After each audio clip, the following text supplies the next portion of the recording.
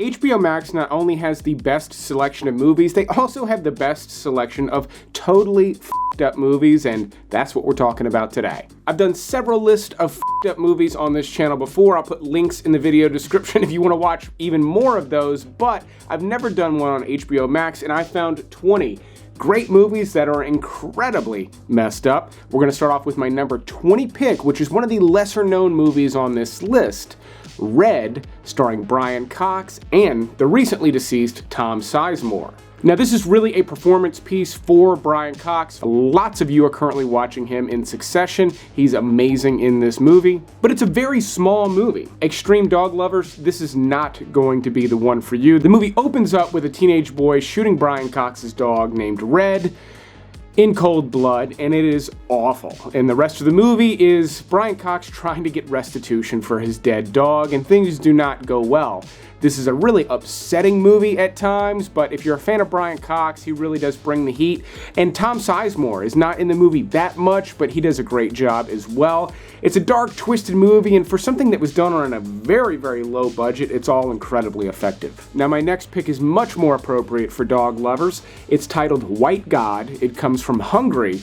It's about a young girl whose dog gets left out by the side of the road, which is always just an upsetting proposition, and she sets out to try to find the dog, but you see most of the movie from the dog's perspective, meaning there's no dialogue, it's just a dog lost in the streets, and the storytelling is top-notch considering half the movie is just following around a dog. Now, the dog is in some squalor, and for dog lovers it can be upsetting, but this movie goes into an incredibly bizarre direction by the end. You can tell by some of the footage here. I thought it was kind of an amazing climax for this movie. Where this movie goes doesn't make a lot of sense realistically, but thematically, it makes all the sense in the world. So again, dog lovers, I think this is going to be the one for you if you can stomach some mistreatment of dogs.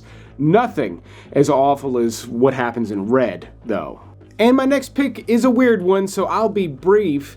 The card counter is not what it seemed. This features a really great performance from Oscar Isaac, and it does start off as being a movie about a card counter, and you do follow this card counter character, but man, this is a bizarre story. This is actually written and directed by Paul Schrader. He's most famous for having written Taxi Driver, but he's done a whole host of other really weird movies, more recently First Reformed with Ethan Hawke. I do think The Card Counter is more accessible than that movie was, but it's still not for everyone. And ultimately, it explores some really dark themes as well. But if that piques your interest at all, and you're not opposed to watching something really offbeat, you may want to give The Card Counter a shot.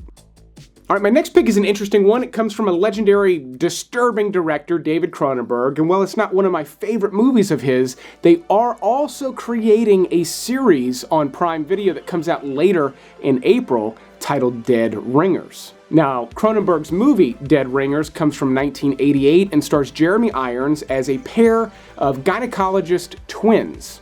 And there are a couple of twisted cats that really don't mind switching their identity, having sex with the same woman, and because it's Cronenberg, it goes into just really dark directions. It's got a really cool style, though, with these red surgical suits, and they're carrying that over to the series on Prime Video, which actually stars Rachel Weisz. Should be pretty incredible as far as the show goes. It looks like a decent adaptation. That alone could be a good enough reason to watch the movie on HBO Max. However, I'd be really surprised if the movie doesn't make its way over to Prime Video as early as next month. That's not insider information, I don't know, but it's pretty typical. Now we move on to one of the tamer movies on this list, meaning one of the easier ones to watch. It's not so messed up that it's going to turn you off, but it is based on some really messed up experiments known as the Milgram experiments. In nearly every case, the essential results are the same. They hesitate, sigh, tremble, and groan, but they advance to the last switch, 450 volts, because they're politely told to.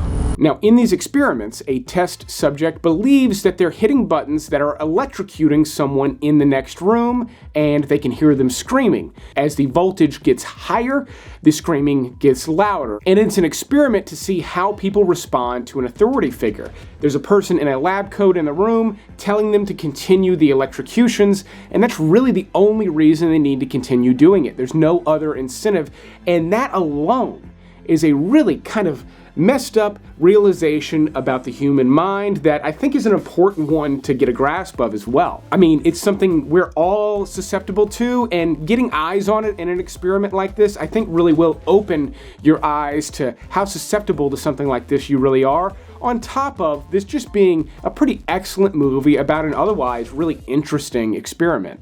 Now, my next pick is one of the most famous movies about rape ever released. It stars Jodie Foster in The Accused. In the opening sequence of this movie, she's gang raped in a bar, and then the rest of the film is her trying to get justice through the legal system. So, very disturbing subject matter. It's very graphic, especially in the very beginning, and can be a very upsetting movie, especially for anyone who's had anything like that happen to them in their life. But The Accused is incredibly nuanced. They go into so many details as to what might happen in the aftermath. I mean, the ordeal Jodie Foster goes through afterwards is almost worse. But it's a top-notch movie, really well done, incredible script, and just fantastic acting from her and Kelly McGillis from Witness and Top Gun. This is the third movie she's really known for. Now, my next pick is probably the most f***ed up movie on this list, and it comes from Austria, and interestingly enough, there's an Australian remake of Funny Games. Now, the Australian remake is almost a frame-for-frame remake of the 1997 original, which I'm talking about here. The remake actually stars Tim Roth, Naomi Watts, and Michael Pitt as one of the sadistic brothers that torture this poor family. Now, the remake is in English, and it looks polished. It looks a little bit better than the original, so if you want to watch this movie in English, seek out that one, but the original is on HBO Max. Part of what makes Funny Games so disturbing, though, is it seems like something that could happen. This isn't like some over-the-top horror movie where some weird villain is torturing a family. No, this seems like something that could just catch you by surprise, and it is a horrifying prospect on top of it just being really well acted and delivered. Again, this is one that doesn't go in directions you're going to expect the first time you see it, but if you came here to watch something truly twisted and disturbing, Funny Games definitely fits that bill. Now, my next pick is also insanely disturbing, but it's also visually one of the most stunning movies on this list, and really one that will stick with you for quite a while. It's from Spain, and it's titled The Last Circus. Now, in this movie, a couple of circus clowns fall in love with the same woman and begin competing with each other. It's a very simple setup. It's something you've seen a dozen times before, but in this movie, the things they do to each other and themselves are absolutely horrifying. But because they are these circus clowns in this circus, the visuals are all absolutely amazing. Now, this too goes to an insanely bizarre place as you build up towards the climax, but it's all, again, visually stunning. Thematically, it all works together. This is a pretty fantastic movie if you can stomach, again, some of the self-mutilation that comes along with the love triangle in The Last Circus. Ugh. My next pick on this list is my second favorite Harmony Korine movie, Spring Breakers. Who are you? My name's Aileen. Why are you here? I saw y'all in there. They like nice people. Come on, y'all. Why acting suspicious? Now, this is one that got mixed reviews, but honestly, all Harmony Korine movies get mixed reviews. Spring Breakers is no exception. In this movie, a bunch of teenage girls resort to robbery to fund their spring break vacation, and once they get on spring break, the crimes don't stop. They really go down a rabbit hole of debauchery in this movie, and they get taken under the wing of a local drug dealer named Alien, played by James Franco, easily one of the most interesting characters he's played, maybe second to Tommy Wiseau. But again, the visuals in Spring Breakers are just absolutely amazing. Just neon lights and colors and bikinis everywhere. And then even though the story doesn't make a whole lot of sense and it's really hard to identify with the place that these girls are going to, it is a wild ride, the killer soundtrack, and some, again, just bizarre scenes with James Franco. I mean, you've got a pretty boy celebrity actor like James Franco with cornrows and gold teeth, and Vanessa Hudgens, a Disney star, not long after her Disney career, is filleting pistols with this guy. It's weird stuff. Now, my next pick was kind of a surprise hit towards the end of 2022, The Menu. Welcome to Hawthorne. Here we are family. We harvest, we ferment, We gel. They gel. We gel. I say surprise hit because so many people liked this movie, even though it is so strange and so bizarre, and I think it's because it actually holds back a little bit. Yes, this one's weird, but it's not nearly as strange and off-putting as some of the other ones we've talked about, and I think it actually works for this movie in a pretty positive way. The menu can be funny at times, funny several times throughout the movie, with quite a bit of levity that keeps you from being just thoroughly grossed out. Not only that, but the acting in this movie is just top-notch, especially for kind of a quirky little horror movie. You don't get really amazing performances in movies like that very often, but Ralph Fiennes is just incredible in this movie. I thought Nicholas Holt's antsy little performance was really fantastic. And then Anya Taylor-Joy is just always really fantastic. She actually kind of carried this movie with Fiennes. I thought just the two of them playing off each other really works in the menu, and it capitalizes on everyone's fascination with fancy food. I mean, even if you've never been to any sort of dining experience like this, odds are you've seen things like this on TV, and it's curious. It piques your curiosity enough. You throw a madman into the mix, and it really does make for a fun watch, even if it is incredibly twisted at times. If you're maybe in a different country and you can't access all these movies I talked about right now, you might want to consider using today's sponsor, Cyberghost VPN.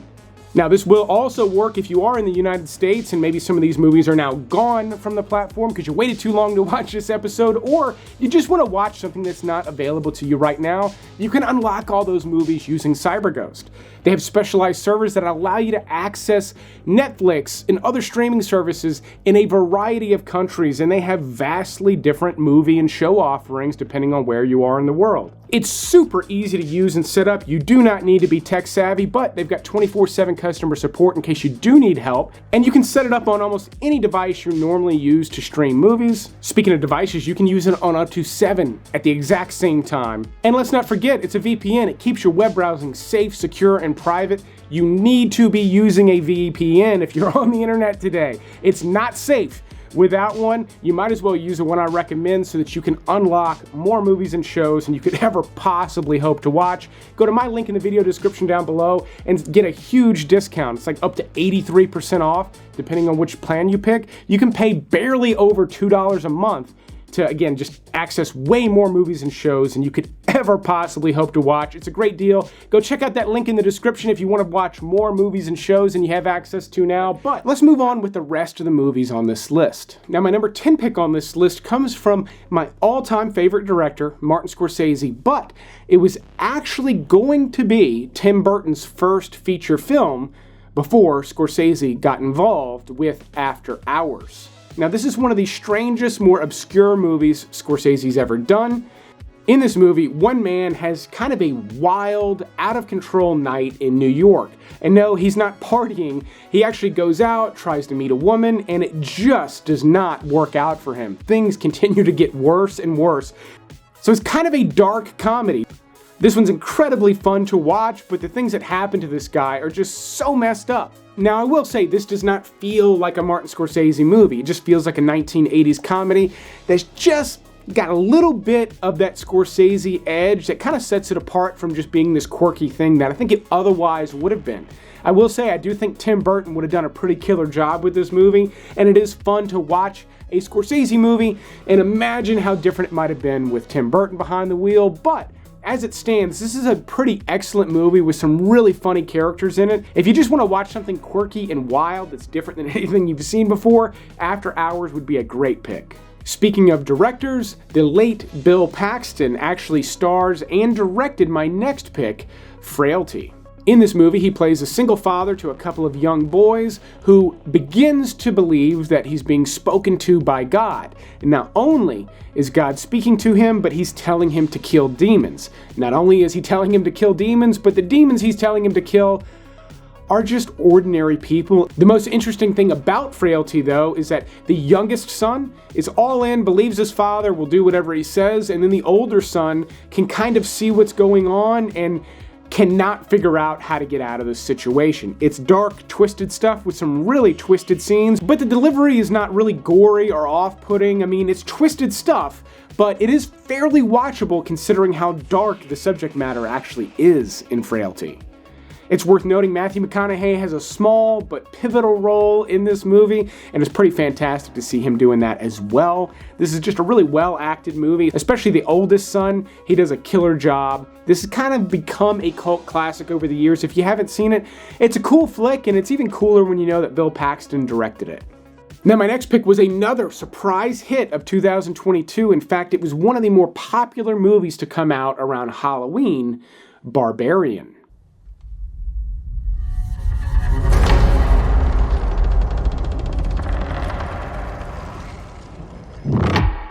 Now with this one, the less I tell you, the better, but I will say there's a couple of really fantastic casting choices that went into this one, and Barbarian will keep viewers on their toes the entire time. In fact, the first 30 minutes or more, it's very difficult to tell where this thing is headed, and then once you realize where it's going, whoo, this is a wild one. It really is. Not just story-wise, but visually, there are some crazy moments in Barbarian, and I'm all for that. Typically with these bigger budget horror movies, they're kind of just remaking them over and over again, meaning you can tell where they're headed, you know what's going to happen, you can even see the jump scares coming. Barbarian surprised me more times than just about any horror movie in this class that I've seen in recent memory. Doesn't necessarily make it my favorite in this category, but it's certainly one of the most surprising, which earns big points from me. Now we're going to switch things up quite a bit with a Steve McQueen classic, Papillon. To me, this is one of the most disturbing prison movies ever made. This is also based on a true story, but in this movie, Steve McQueen's character gets sent to a prison in South America on Devil's Island.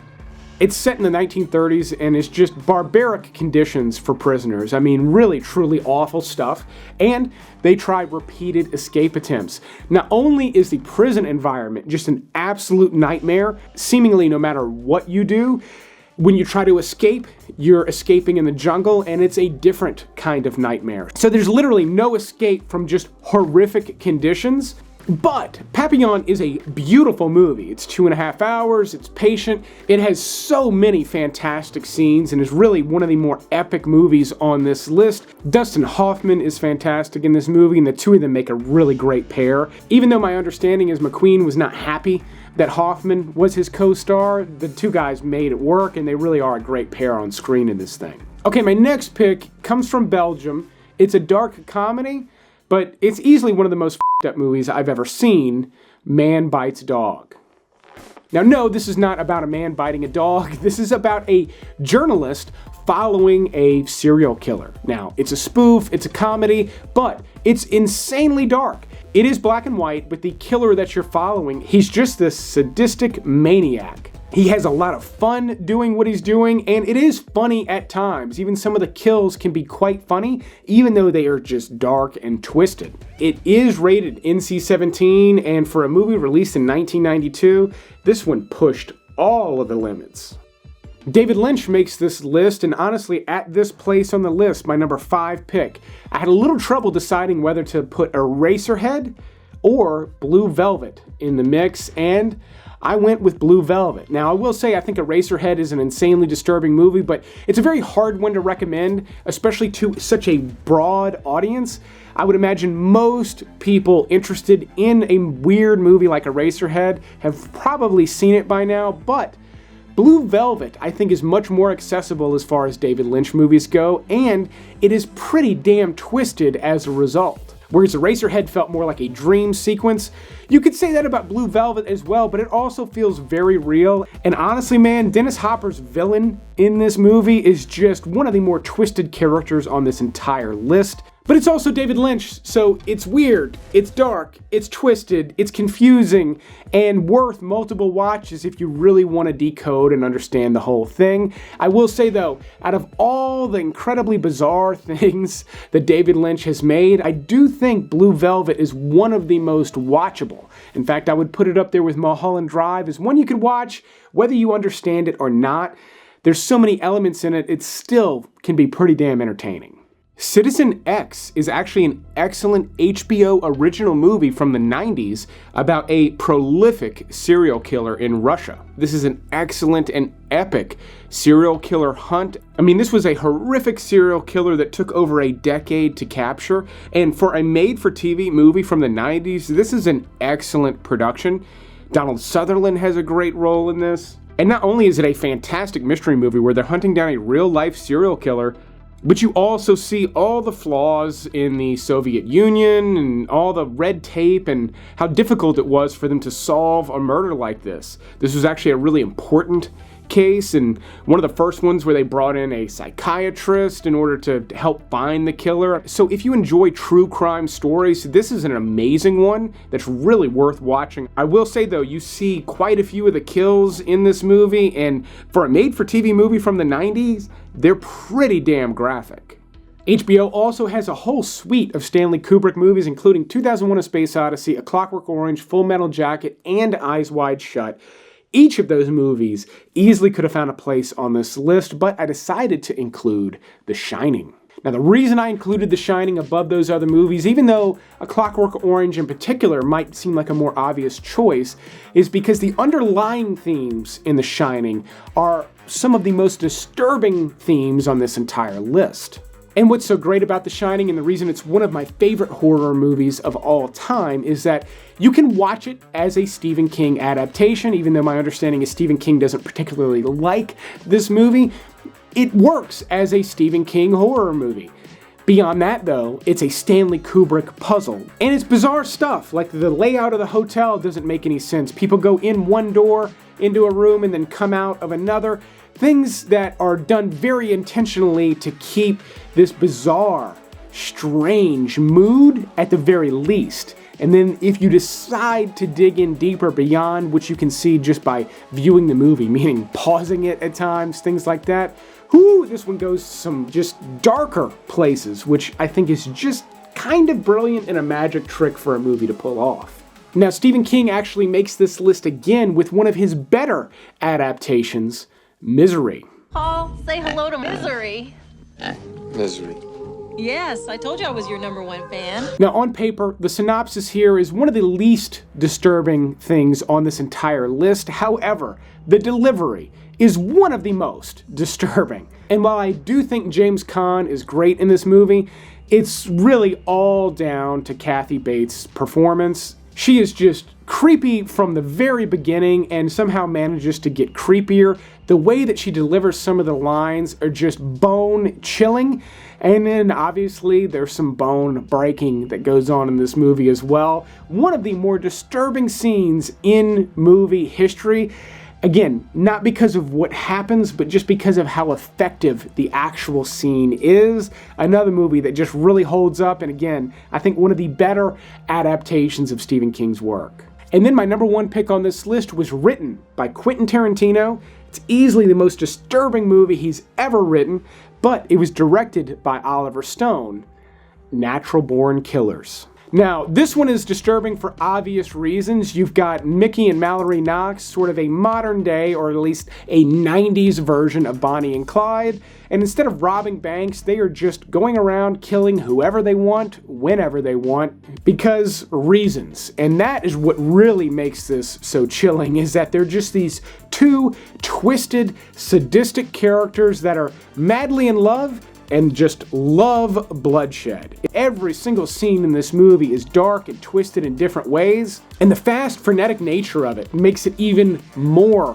twisted, in my opinion. There are movies that are more twisted than this, that just try to push the limits, but in terms of ones that are just a good movie, that are a wild cinematic ride that take you on this hellacious nightmare journey, Natural Born Killers is one of the most effective, most colorful, most entertaining descents into hell I've ever witnessed. It feels a little bit like Tarantino, it feels a little bit like an acid trip, and it just manages to work.